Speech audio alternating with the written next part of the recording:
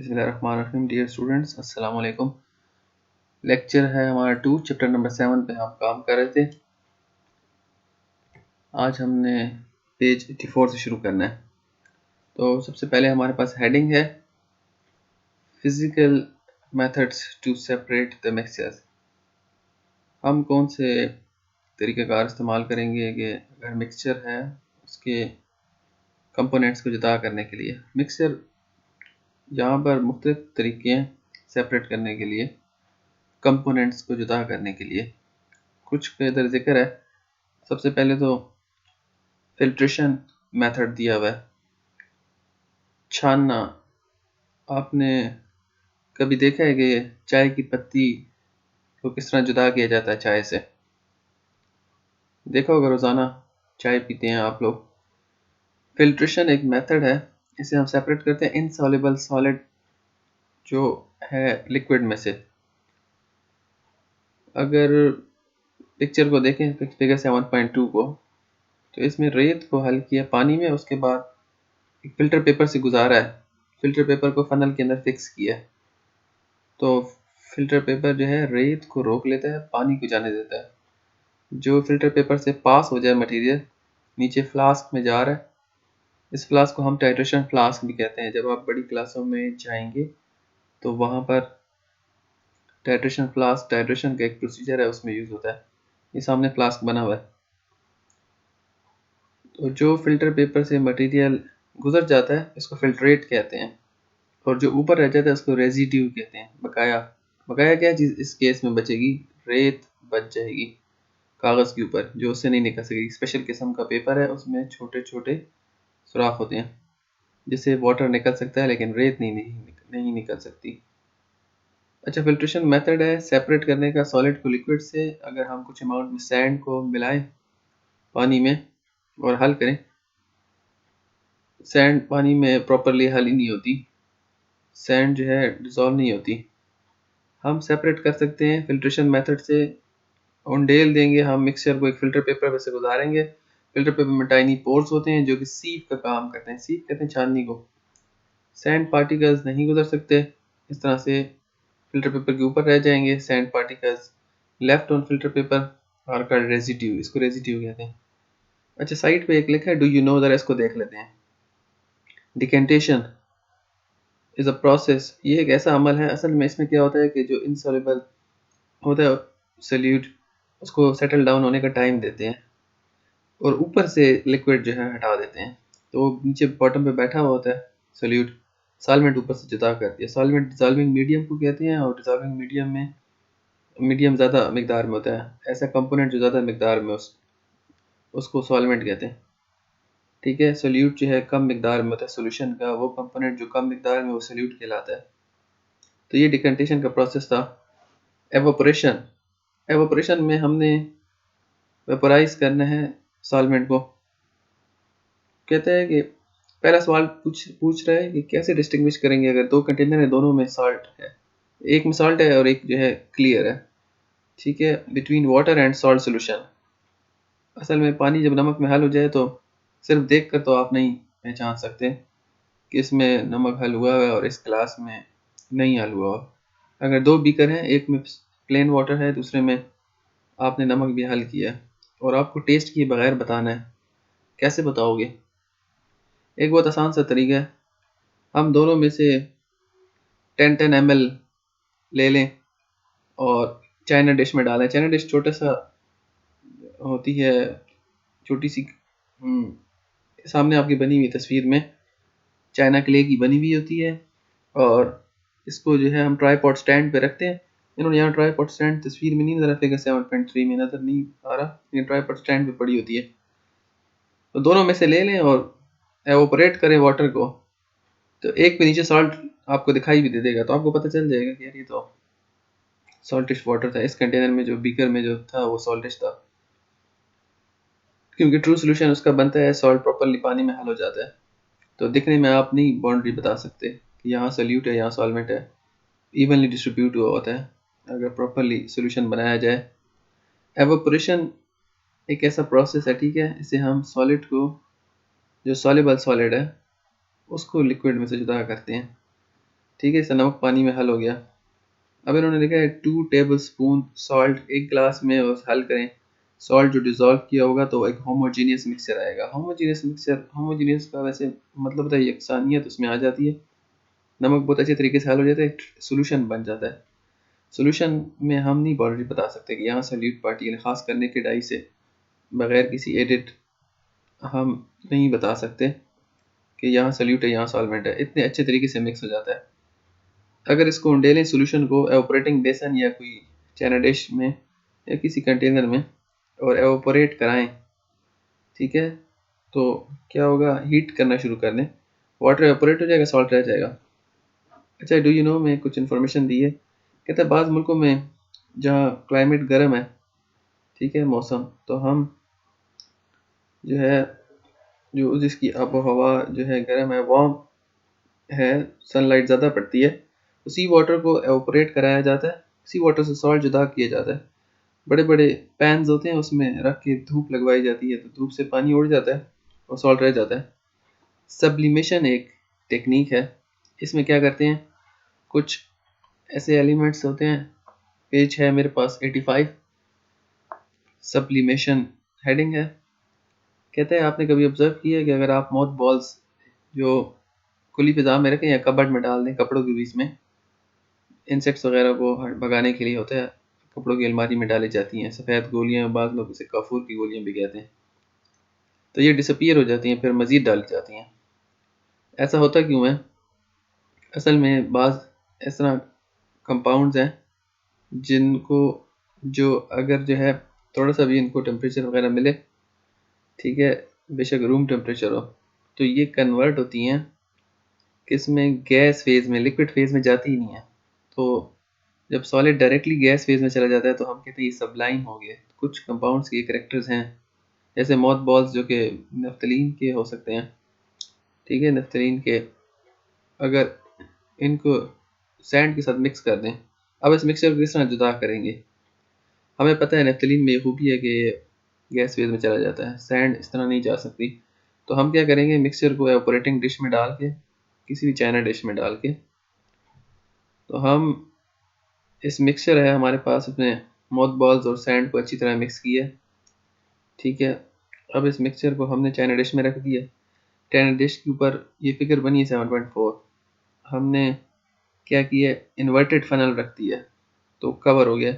Funnel में एक तरफ से कॉटन प्लग करके बंद कर दिया। फनल के बीच में हम जो है फिल्टर पेपर भी रख सकते हैं, ठीक है। Cover the china dish with an immersed inverted funnel, उल्टा फनल रखना है, उसके बीच में फिल्टर पेपर लगाना है। फिल्टर पेपर जो हमने पहले भी यूज़ किया है, वॉटमैन फिल्टर पेपर होता है, इसके गोल हमें अवेलेबल होता है। इसको एक दफ़ा फोल्ड करें, फर्स्ट फोल्ड, सेकंड फोल्ड दोबारा दें, तो ये इस तरह शेप बन जाती है। सेकंड फोल्ड वाली पिक्चर आपके सामने है। उसके बाद इसके 3 फ्लैप्स एक तरफ होते हैं, एक फ्लैप दूसरी तरफ। इसको फनल में फंसाया किस तरह जाता है, फनल को अगर आप गीला कर लें, धो लें, तो उसमें चिपक जाएगा अंदर, क्योंकि वो गीला होगा ना। तो जैसे ही इसको लगाएंगे तो इसके फेंस के साथ, उसके बाद फनल को उल्टा करके आप मिक्सर के ऊपर रख दें, फिर नीचे से जेंटली हीट करना शुरू कर दें आहिस्ते से। अब क्या होगा, जो मॉथ बॉल्स हैं ये एवोपरेट होंगे, लिक्विड फेज में नहीं जाते, डायरेक्ट गैस फेज में जाते हैं, और उसके साथ स्टक होना शुरू हो जाएंगे जो कागज़ लगा हुआ है, तो वहाँ पे जाके डिपॉजिट होना शुरू हो जाएंगी, तो इस तरह सेपरेशन हो जाएगी। इस मेथड को इस्तेमाल किया जाता है ऐसे कंपाउंड्स को जुदा करने के लिए जिनमें सबलाइम होने की खूबी हो। अच्छा, यहाँ पे एक डू यू नो में लिखा हुआ है, थोड़ा सा इसको देख लेते हैं क्या लिखा हुआ है। Winnowing is a method that is used to separate mixture of two solids. अगर दोनों सॉलिड्स हैं तो उनको किस तरह जुदा करोगे? आपने कभी देखा है, अगर एक पार्टिकल लाइटर है दूसरा हैवियर है, तो हम विंड की मदद से जुदा कर सकते हैं। ये जो भूसे को जुदा करते हैं अनाज से, तो विंड की मदद से कर सकते हैं ना। हवा में उछालते हैं तो भूसे को जब हवा लगती है तो भूसा जुदा हो जाता है, और गंदम के दाने भारी होते हैं तो कोई भी अनाज भारी होता है और नीचे गिर जाता है। हेडिंग है हमारे पास डिस्टिलेशन। क्या आप रोज़ वाटर का नाम सुना है आपने, कभी इस्तेमाल किया है? ये गुलाब की पत्तियों से जो रस लिया जाता है, सॉल्यूशन बनाया जाता है पानी के साथ, तो आपको पता है ये किस तरह बन सकता है? शायद आपने देखा हो, इसमें गुलाब की पत्तियों को पानी में उबाला जाता है और उस पानी को छाना जाता है, एक तरीका तो ये है कि हम इसे पानी में डाल के उबालें और इससे जो फ्यूम्स उठें उन फ्यूम्स को कंडेंस करें, फिर किसी कोल्ड एनवायरनमेंट में जाएं। डिस्टिलेशन प्लांट इस तरह काम करता है कि जो फ्यूम्स उठते हैं उन फ्यूम्स को जो है ना फिर दोबारा कंडेंसेशन प्रोसेस किया जाता है। ठीक है, ऐसे एनवायरनमेंट जाया जाता है जहाँ पे वो कंडेंस हो जाए, दोबारा लिक्विड बन जाए, तो वो हमारे पास तैयार बना बनाई चीज़ आ जाएगी। अच्छा, इसको ज़रा देखते हैं। डिस्टिलेशन एक प्रोसेस है, इसमें सेपरेट करेंगे लिक्विड को from a solution. Muddy water है, बीकर में ले लिया, ठीक है, हीटिंग करना शुरू की, वाटर एवापोरेट होगा, ठीक है, मड रह जाएगी, इम्प्यूरिटीज जो भी हैं। वाटर जो एवापोरेट हो, अगर इसको हम किसी ट्यूब से गुजारें और उस ट्यूब के ऊपर ठंडा पानी डाल रहा हो, तो वो अंदर ही है ना, ट्यूब के अंदर जो पानी गैस होगी, जो वाटर गैसियस फेज में होगा, वो कंडेंस होना शुरू हो जाएगा, वेपर्स चेंज होंगे क्लियर वाटर में, और वो कलेक्ट होंगे एक कलेक्टिंग बॉक्स में। क्लियर वाटर जो आता है वो डिस्टिलेट कहलाता है। डिस्टिलेट को हम इस्तेमाल करते हैं ये मेडिसिन वगैरह बनाने के लिए भी। बाद इंजेक्शन होते हैं, पाउडर में भी आते हैं, इसका डिस्टिल वाटर लेना पड़ता है, डिस्टिलेट लेना होता है, तो उससे वो डिस्टिल वाटर निकाल के उस मेडिसिन में डाला जाता है और पाउडर को शेक करके सोल्यूशन बनाया जाता है। फिर सोल्यूशन को जो है ना इमीडिएटली इस्तेमाल किया जाता है, इंट्रावेनस वगैरह दिया जाता है। हम लोग जो पानी पीते हैं ये डिस्टिल वाटर नहीं पीते, हम मिनरल वाटर पीते हैं। डिस्टिल वाटर से मेडिसिन वगैरह बनाई जाती हैं। अच्छा, ये डू यू नो में कुछ इन्फॉर्मेशन है। Fragrant oil is used to make perfumes. अक्सर फूलों की पत्तियों से इत्र जो बनाए जाते हैं, ये फ्रेगरेंट ऑयल्स जो है ना मुख्तलिफ फूलों की पत्तियों से जो निकाले जाते हैं, ठीक है, हीट किया जाता है इनको, पत्तियों को, और फिर डिस्टिल किया जाता है। इनके जो इनसे जो फ्यूम्स उठते हैं उनको कलेक्ट किया जाता है, वेपर्स को कंडेंस किया जाता है। एक और इन्फॉर्मेशन दी हुई है, पेट्रोलियम इंडस्ट्री में जो पेट्रोलियम इंडस्ट्री जो पेट्रोल को, पेट्रोलियम प्रोडक्ट्स बेसिकली जो ज़मीन से निकाला जाता है, पेट्रोलियम, पेट्रोल कहते हैं रॉक को, ओलियम ऑयल, रॉक ऑयल जो होता है, इसको कलेक्ट किया जाता है तो ग्रीनिश थिक विस्कस लिक्विड होता है। इसको इंडस्ट्री में ले जाया जाता है जहाँ पे इसकी सफाई की जाती है। असल में वो मिक्सचर होता है बहुत सारी चीज़ों का। तो पेट्रोल को उससे निकाला जाता है। ABC मुख्तलिफ किस्म की चीज़ें हैं, पेट्रोल है, केरोसिन ऑयल है, लुब्रिकेंट्स हैं उसमें। तो हम फ्रैक्शनल डिस्टिलेशन एक स्पेशल किस्म की डिस्टिलेशन है जिसमें हमारे पास एक मिक्सचर है, उसमें मुख्तलिफ चीज़ें हैं। जैसे हमने क्रूड ऑयल, पेट्रोलियम की बात हो रही है, हासिल कर ली, ज़मीन से निकाल लिए, ठीक है, तो उसको इंडस्ट्री में क्या किया जाएगा, उसको भी मिक्स किया जाएगा। सबसे पहले उसको मिक्स हालत में अवेलेबल होता है, मिक्सचर होता है बहुत सारी कंपाउंड्स का, तो हम उसको हीट करते हैं। हीट से जिस मिक्सचर का बॉइलिंग पॉइंट आ जाता है, वो वेपर बनना शुरू हो जाता है, उस वेपर को कंडेंस करके उस फ्रैक्शन को हासिल कर लिया जाता है। इसलिए ऐसी डिस्टिलेशन को फ्रैक्शनल डिस्टिलेशन का कहते हैं। जिसमें हमारे पास एक सैंपल है, वो मिक्सचर है ABC मुख्तलिफ चीज़ों का, तो हम उस सैंपल को गर्म करेंगे, तो एक अगर बॉइलिंग पॉइंट आ गया तो वो वेपर्स बनना शुरू हो जाएगा। B का बॉइलिंग पॉइंट जब आएगा तो फिर B बनेगा, C का बॉइलिंग पॉइंट जब आ जाएगा तो फिर C वेपर्स में जाएगा। तो इस तरह हमारे पास मुख्तलिफ फ्रैक्शंस में हम जो वेपर्स उठते हैं उस वेपर्स को कंडेंस करते रहते हैं, तो हमारे पास फ्रैक्शंस खुद बहुत जुदा हो जाती हैं। ठीक है, ये आपके सामने 7.5 में एक डिस्टिलेशन प्लांट सा बना के दिखाया है। हीट कर रहे हैं, वेपर्स बना रहे हैं, वेपर्स ग्लास डिलीवरी ट्यूब से जा रहा है और एक दूसरे कंटेनर में जहाँ कोल्ड वाटर पड़ा हुआ है, तो एक ट्यूब में जा रहा है, वो ट्यूब में जैसे जैसे जा रहा है तो ठंडा होता जा रहा है, तो कंडेंस होता जा रहा है। ट्यूब के इर्द गिर्द कोल्ड वाटर है एनवायरनमेंट में। छोटा सा डिस्टिलेशन प्लांट सा बना के दिखाया आपको। एक्चुअल जो है वो इससे थोड़ा कॉम्प्लिकेटेड होता है, जो हमारी लैब्स में है। आपको कभी लैब में जाके डिस्टिलेशन प्लांट दिखाएंगे इंशाल्लाह ताला। नेक्स्ट पेज पे हम जाते हैं, पेज 86, सॉल्यूशंस हेडिंग है। मुख्तलिफ किस्म के सॉल्यूशन से हमारा वास्ता पड़ता है रोज़ाना। अच्छा, कहता है हॉट समर डेज में, गर्मी के दिनों में, गर्म दिनों में अगर हम स्कूल से वापस आएँ तो प्यास तो लगती है। अगर हम शिकंजी पी लें या स्कॉश थोड़ा डिफरेंट चीज़ है, लेमन स्कॉश, शायद आपको पता होगा किस तरह बनता है। आपने कभी सोचा है ये किस तरह बनते हैं? बाज़ार में बना बनाया भी अवेलेबल होता है, लोग घर में भी बनाते हैं।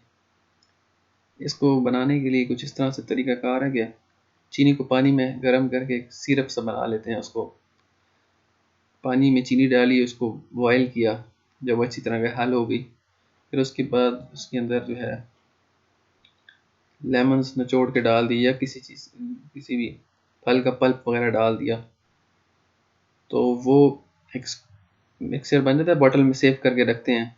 जब जब भी बनाना हो तो उसमें से थोड़ा सा निकाल लिया, ग्लास में पानी डाला, पानी के अंदर वो जो आपने बनाया हुआ है मिक्सचर सा वो डाला, और बर्फ़ डाल क्यूब्स डाल दिए, तो फ़ौरन से जो है आपका शरबत तैयार हो जाता है। सॉल्यूशन की डेफिनेशन क्या है? Solution is homogeneous mixture. एक ऐसा मिक्सचर है जिसमें सोल्यूट सॉल्वेंट के साथ इस तरह से मिक्स हो जाता है कि हम बाउंड्रीज नहीं बता सकते, इवनली डिस्ट्रीब्यूट हो जाता है, प्रॉपरली डिस्ट्रीब्यूट हो जाता है, यूनिफॉर्मली डिस्ट्रीब्यूट हुआ होता है सोल्यूट सॉल्वेंट के अंदर। ठीक है, पार्टिकल्स इतने अच्छे तरीके से डिस्ट्रीब्यूट हुए होते हैं कि हम बाउंड्री नहीं बता सकते कि किसी जगह पे सोल्यूट ज़्यादा मकदार में या किसी दूसरी जगह पे कम मकदार में, ऐसा सिचुएशन नहीं होती। इसका मतलब ये है कि सब्सटेंस में हम जो कंबाइनिंग सब्सटेंसेस में डिफ्रेंशिएट नहीं कर सकते। ऐसे लगता है नई चीज़ जो बनी है वो एक ही कंप्लीट चीज़ है। सब्सटेंस जो है, जो उसमें प्रेजेंट ज़्यादा मकदार में होता है, सोल्यूशन का जो कंपोनेंट ज़्यादा मकदार में, वो सॉल्वेंट है। जैसे पानी नमक अगर हाल हो तो पानी ज़्यादा मकदार में होता है, वो सॉल्वेंट है, वो डिजॉल्विंग मीडियम है, और नमक थोड़ी मकदार में, वो सोल्यूट है। ठीक है। अच्छा, लेमोनेड में क्या होगा? अगर लेमन जूस आप बना रहे हैं तो लाजमी है नींबू का रस जो है वो लिक्विड सोल्यूट है, और सॉल्वेंट हमारा वाटर है। चीनी भी उसमें डाली जाती है, चीनी भी सोल्यूट की तरह किरदार अदा करती है। सस्पेंशन क्या होता है? Do you know? ज़रा देख लेते हैं।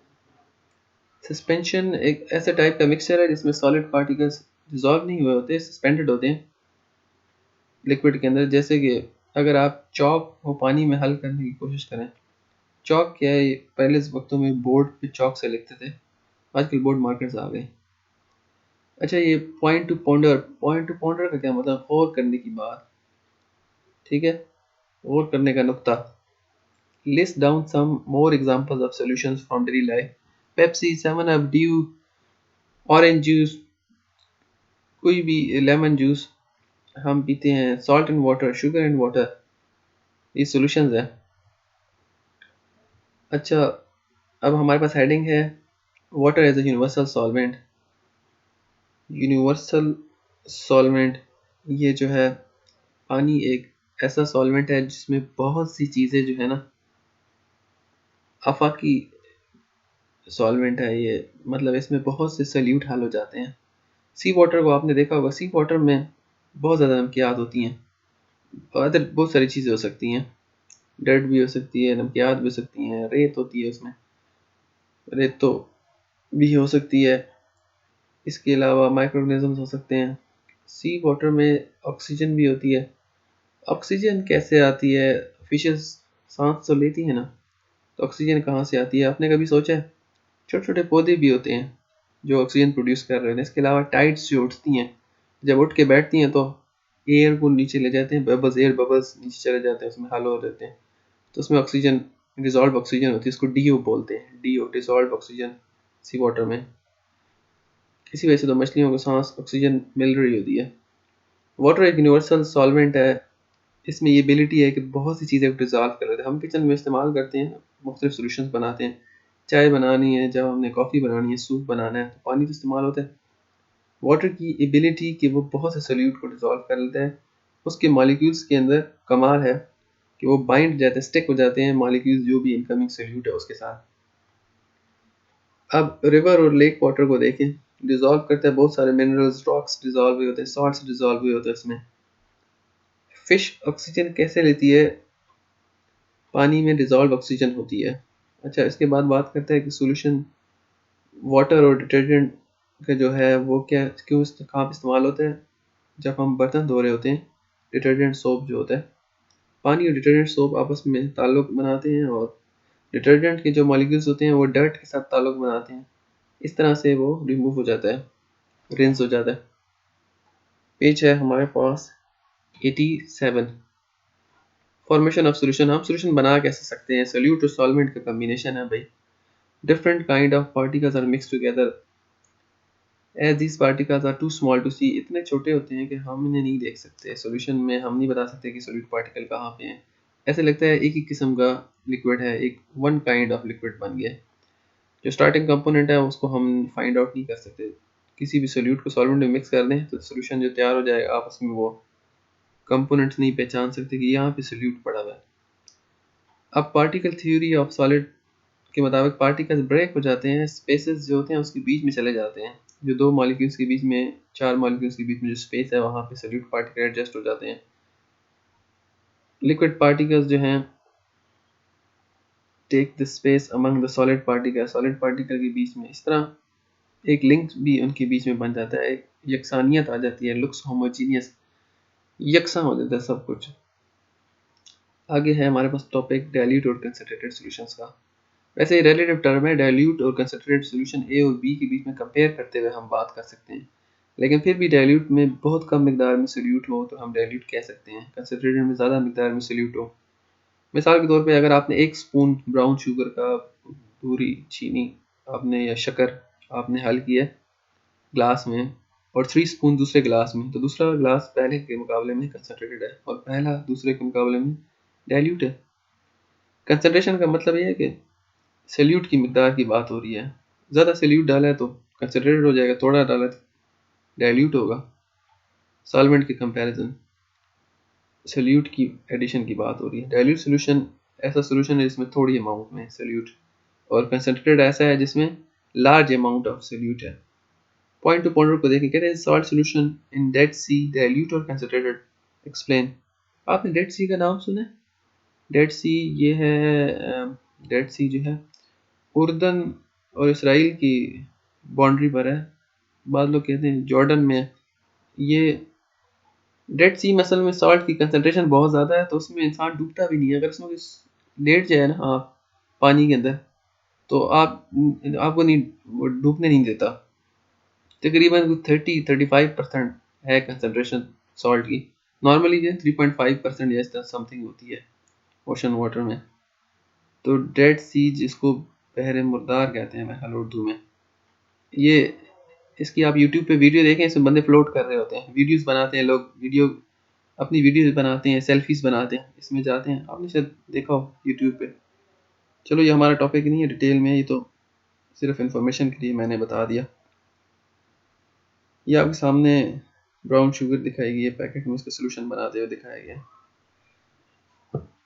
अच्छा अभी हम जाते हैं नेक्स्ट पेज पे। ये दो पिक्चर्स जो आप सामने बनी इसको देख लो, डाइल्यूट सोल्यूशन कंसंट्रेटेड में कंसंट्रेटेड बहुत ज़्यादा पार्टिकल्स शो कराएं, डाइल्यूट में थोड़े पार्टिकल्स शो कराएं सल्यूट के।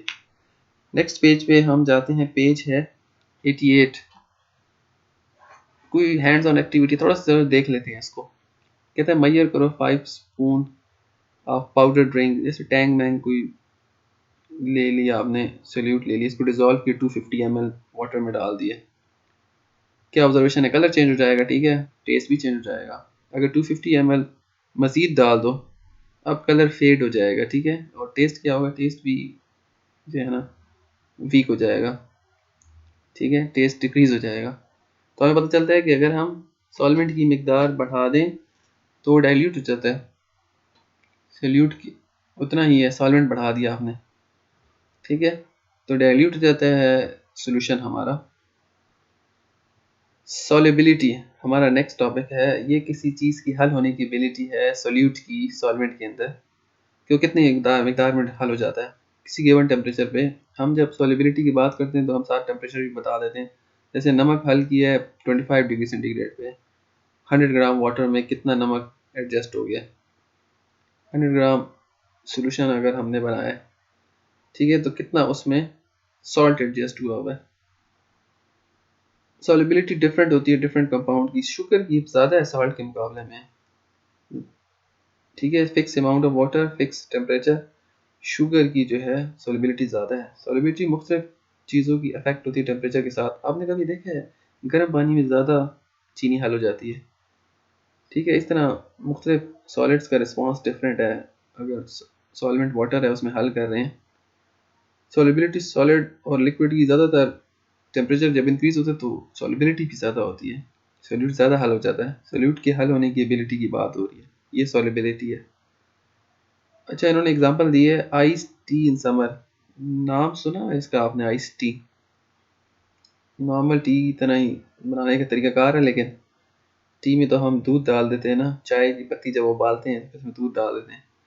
इसमें आपने ये करना है कि अगर पत्ती उबाल ली, छान ली, तो जो ब्राउन सा लिक्विड आपके पास आ जाएगा, इसके अंदर ये लोग जो है ना मुख्तलिफ पल्प भी डाल देते हैं, बर्फ़ डाल देते हैं, चीनी डालते हैं। लेकिन ये कह रहे हैं कि बर्फ़ डालने के बाद अगर चीनी डाली, फिर ठंडे पानी में जो है ना चीनी नहीं हल होगी, तो आपने चीनी पहले हल करनी है। तो नॉर्मल जिस तरह चाय बनाने का तरीका है, पत्ती में ही डाल दें और उसके बाद छान लें, और उसमें जो है ना जो भी फूड पल्प आपने डालना है, मैंगो है या कोई और चीज़ है, उसके बाद बर्फ़ डाल दें। चीनी पहले से ही अगर हल करें तो बेहतर तरीका है। अगर एक दफ़ा ठंडे पानी में चीनी हल करना है, बर्फ़ डालने के बाद चीनी हल करना है, ये आपके लिए मुश्किल हो जाएगा, क्योंकि इसकी सॉलिबिलिटी क्या है, कोल्ड वाटर में डिक्रीज़ हो जाती है। तो आइस टी बहुत लोगों ने पी भी होगी, बनाते होंगे बहुत लोग घर में। जिसके बाद हम देखते हैं कि अगर हॉट वाटर में चीनी हल की जाए तो वो क्विकली डिज़ोल्व हो जाती है ज़्यादा मकदार में। पार्टिकल्स असल में फास्टर मूव करते हैं हॉट सोल्यूशन के कंपेरेटिव टू कोल्ड सोल्यूशन, तो वो इंटरेक्शन ज़्यादा बनता है, स्ट्राइक ज़्यादा होता है मॉलिक्यूल्स का, इनकमिंग सोल्यूट जो भी ऐड किया होता है। अच्छा, सॉलिबिलिटी की बहुत सारे फ़ायदे हमारे आमतौर पर ज़िंदगी में। ओशन वाटर जो है ये तो एक सोल्यूशन है, इसमें डर्ट भी है, सॉल्ट भी है, बहुत से सब्सटेंस है। हम इसको साफ करने के लिए कुछ केमिकल्स वगैरह ऐड करते हैं। अभी हम आते हैं पेज, हमारे पास है 89। जितने सॉफ्ट ड्रिंक्स हैं, पेप्सी, 7 अप, ड्यू, मरिंडा, इनमें जो है स्टिंग वगैरह में बेसिकली क्या सॉल्यूशंस है ये, इसमें केमिकल्स जो है ना ऐड किए जाते हैं, ठीक है, टेस्ट बनाया जाता है, टेस्ट को बेहतर किया जाता है। अगर आप एक कप है कॉफ़ी का, इसमें आपने चीनी हल की है, जब स्टिरिंग करते हैं तो जल्दी डिज़ोल्व हो जाती है ना। स्टिरिंग से होता क्या है, स्टिरिंग से मॉलिक्यूल्स का इंटरेक्शन ज़्यादा हो जाता है। इसी तरह जूसर ब्लेंडर में आप देखो, जब स्टिरिंग होती है तो मॉलिक्यूल्स जो है ना जल्दी से जो है ना एक दूसरे के साथ स्ट्राइक भी करते हैं, और शुगर अगर आप डिज़ोल्व करें ब्लेंडर में डाल के तो फ़ौरन से आप उसको हल कर देंगे। व्हेन यू टेक मेडिसिन, अगर मेडिसिन हम खाते हैं तो ब्लड में बेसिकली डिज़ोल्व होती है, फिर वो टारगेट की तरफ जाती है। और जब हम ऐड करते हैं soup powder and water, soup is form, Maggi यखनी वगैरह जो मिलती है, पैकेट खोलते हैं, गर्म पानी में डालते हैं, हल करते हैं, या सूप बनाने के लिए सूप पाउडर जो मिलता है, तो जब हम स्टिरिंग करते हैं जल्दी से हल हो जाता है। हम ज़रा इस पॉइंट्स रिमेंबर पे एक दफ़ा रिवाइज कर लेते हैं। कहता है मिक्सचर कंसिस्ट ऑफ 2 और more than 2 substances that are not chemically combined. Chemical मिलाप नहीं होता, फिजिकल कम्बिनेशन होता है।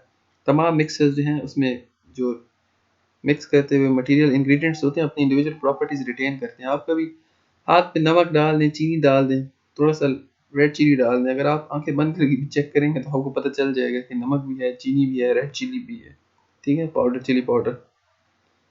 एयर क्या है, एयर मिक्सचर ऑफ गैसेज है। एयर में ऑक्सीजन होती है 21%, नाइट्रोजन होती है, अदर नोबल गैसेज होती हैं, कार्बन डाइऑक्साइड होती है, वाटर वेपर्स भी होते हैं। कंपोनेंट ऑफ मिक्सचर को हम फिजिकल मेथड से जुदा कर सकते हैं, जिस तरह के रेत में अगर मेखे गिर जाएं, मैग्नेट यूज करके जुदा कर सकते हो भाई। होमोजीनियस मिक्सचर को हम सॉल्यूशन कहते हैं, और जो डाइल्यूट सॉल्यूशन है उसमें लो अमाउंट ऑफ सोल्यूट होती है, कंसंट्रेटेड सॉल्यूशन में हाई अमाउंट ऑफ सोल्यूट है, डाइल्यूट सॉल्यूशन में लो अमाउंट ऑफ सोल्यूट है। सॉल्युबिलिटी क्या है, ये amount of solute dissolve in solvent, कितनी मिकदार में जो है सोल्यूट हल हो जाए किसी सॉल्वेंट में किसी मखसूस टेम्परेचर पे, ये सॉल्युबिलिटी होगी उस सोल्यूट की। तो नेक्स्ट हमारे पास है पेज 90, इसको हम अगले लेक्चर में करेंगे, एक्सरसाइज है। आज के लिए इतना काफ़ी है। आप लोगों का बहुत शुक्रिया, इसको बार बार सुने ताकि आपको अच्छे से समझ आ जाए। यहाँ पे हम जो है वीडियो को स्टॉप करते हैं। नेक्स्ट लेक्चर में पेज 90-91 पे काम करेंगे। शुक्रिया।